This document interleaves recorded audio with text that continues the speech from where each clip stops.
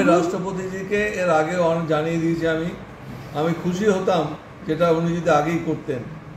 তবে রাষ্ট্রপতিজির কাছে আমরা এর আগেই জানিয়ে দিয়েছি, রাজ্যপাল ওখানে পাঠিয়েছেন, খুব আনন্দের কথা। তবে রাজ্যপালের কোনো টুইটের আমি কোনো উত্তর দেব না।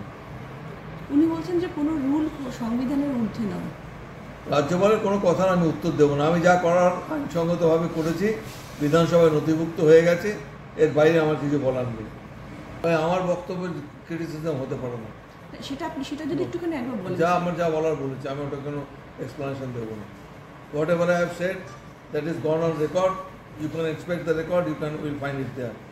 I have got nothing to add beyond what I have said দেয়ার।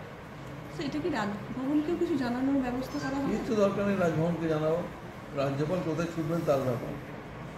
রাজ্যপালের কোনো ক্ষমতা নেই একজন স্পিকারকে অপসারণ করার।